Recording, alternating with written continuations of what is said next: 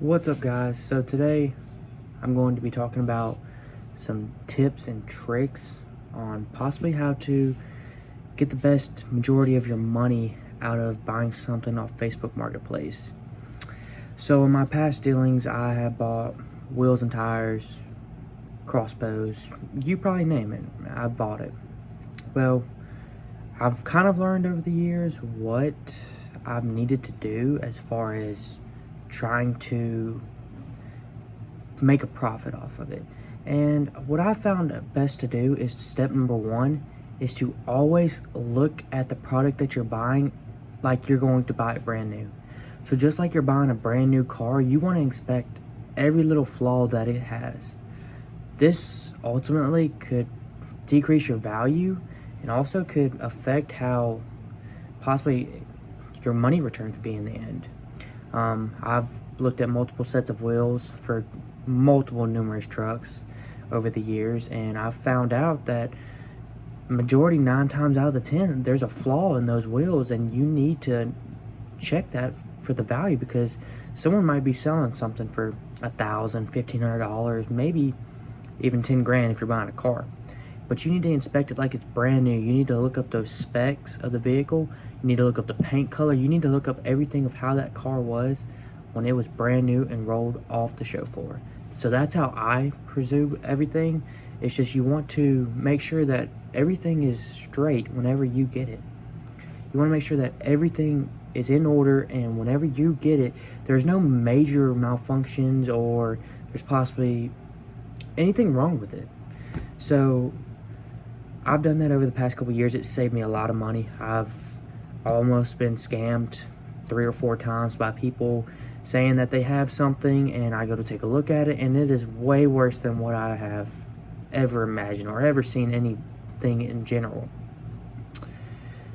Which leads me into step number 2 is the work. Whenever you do buy something, let's say you buy, I don't know, we'll just go with my preference, some wheels and tires. Those are the easiest I can make a bunch of money off of. So just like the other day, I bought some new wheels and tires for $225. Put a little bit of elbow grease into it, polished them, sand them, kind of just fixed up any flaws that they had, and I ended up making a pretty good amount of change. I can't tell y'all, but I made a pretty good amount of change whenever it came to selling them, because I put in the work. Whenever you want to buy something, you need to make sure that you're willing to put into the work. Because if you're not willing to put in the work, the return is not going to be as great as what you think. Because you might think, oh, well, I just bought this and it's $5,000. I can make $1,000. Just that's what everybody else is listing. Well, what everybody else is listing is not technically what the value of that certain item is. 9 times out of 10, people are going to do the research, and they're going to be saying that, oh, well, I saw this on Facebook Marketplace for $500. Well, you have it listed for $600. So why is that? Well, you just need to do your research whenever it comes to buying stuff, and whenever it comes to possibly even selling it, because you could possibly in return take a big loss whenever you're coming to sell this. So whenever you do come to a term of selling something, make sure you get a nice detailed photo of it.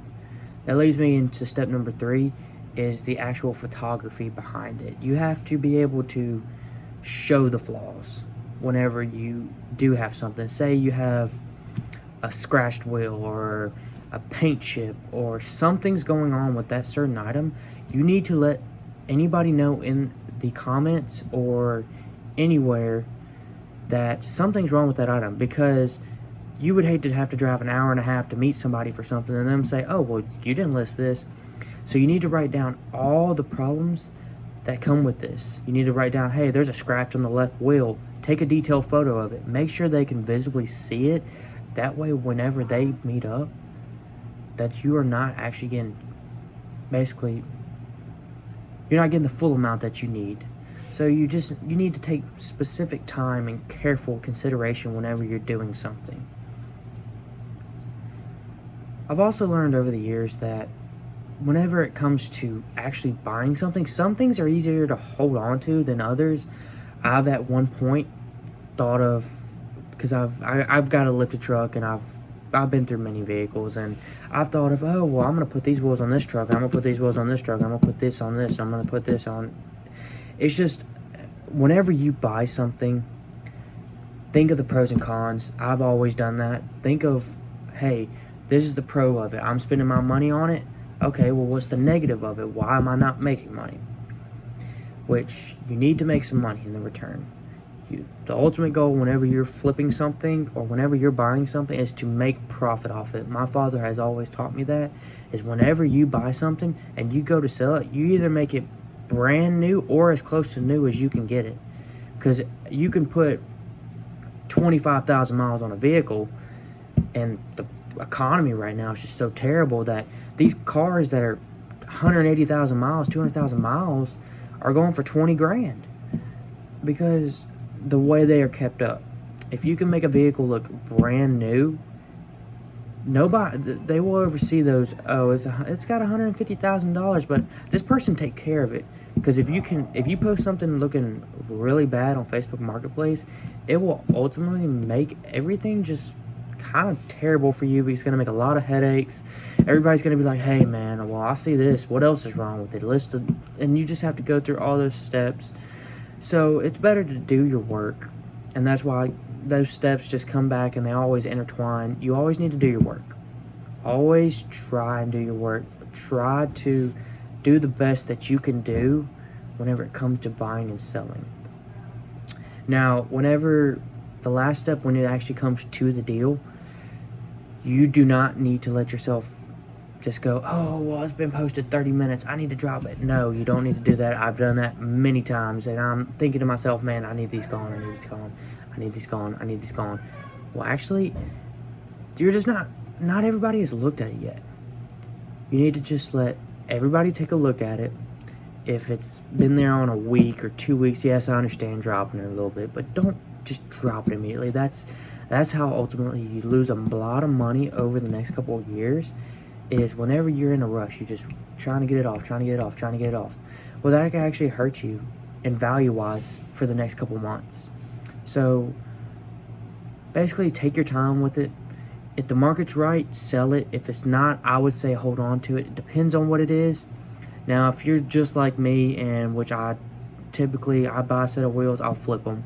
If I get a Fuller, I'll flip it. If I get anything, I'll flip it. I've flipped vehicles within 2 weeks.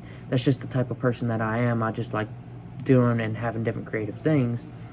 But if you're the type of person that likes to hold on to things, don't sit there and buy a certain item and say, oh, well, I'm going to sell this and hold on to it for 3 months, whenever you could have sold it a week and a half ago and a guy was offering you twice as much. The objects will always come back around. I've learned this. I've seen multiple of my vehicles come back around for sale, and they've posted them lower just because the more miles, but just ultimately just don't worry about something.